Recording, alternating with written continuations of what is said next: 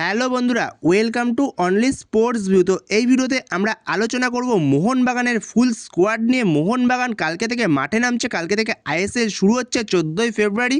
তো সেখানে তার আগে মোহনবাগান যে তাদের ফুল স্কোয়াডটা ঘোষণা করে দিল, 27 জনের একটা স্কোয়াড ঘোষণা করেছে।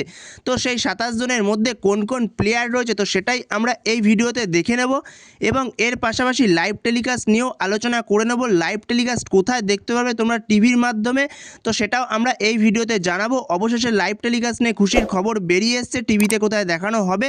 তো ভিডিওটি সবাই শেষ পর্যন্ত দেখতে থাকো, আর চ্যানেলে নতুন হয়ে থাকলে চ্যানেলটি সাবস্ক্রাইব করে পাশে থাকা বেল আইকনটিকে অন করে পাশে থেকো। তো সেখানে আগামীকাল থেকে শুরু হচ্ছে আইএসএল 14ই ফেব্রুয়ারি। আগামীকাল বিকেল 5টায় মাঠে নামতে চলেছে মোহনবাগান বনাম কেরালা ব্লাস্টার এফসি। তো সেখানে তার আগে মোহনবাগান যে 27 জনের স্কোয়াড ঘোষণা করলো, তো সেখানে কারা কারা রয়েছে তো সেখানে যদি প্রথমে আমরা গোলকিপার লিস্টটা দেখে নিই, তো সেখানে গোলকিপার লিস্টের মধ্যে ফার্স্ট চয়েস গোলকিপার হিসেবে রয়েছে ভিশাল কাইত এবং সেকেন্ডে রয়েছে জাহিদ বুখারি। তো এরপর 3 নম্বর গোলকিপার হিসেবে রয়েছে দীপ্রভাত ঘোষ, আর 4 নম্বর গোলকিপার হিসেবে রয়েছে প্রিয়াংশ ডুবে। তো এই হলো মোহনবাগানের 4 জন গোলকিপার। এরপরে যদি আমরা ডিফেন্ডারের লিস্টটা দেখি, তো ডিফেন্ডারের লিস্টের মধ্যে সবার প্রথমেই যে নামটা রয়েছে সেটা হলো শুভাশিস বোস। এরপরে রয়েছে আমায় রানোয়ারের দিব্যেন্দু বিশ্বাস।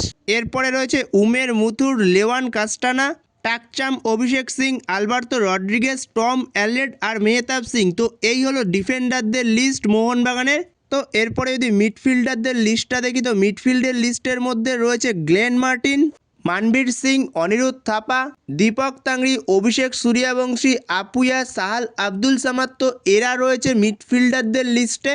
এরপরে ফরওয়ার্ডদের লিস্টের মধ্যে রয়েছে Kiyan Nassiri, Liston Colaco, Suhail Ahmed Bhat, Dimitri Petratos, Jason Cummings, Jamie Maclaren আর রবসান রবিন। তো এই হলো মোহনবাগানের 27 জনের স্কোয়াড, যেটা মোহনবাগান ঘোষণা করেছে আইএসএল 2026-এর জন্য।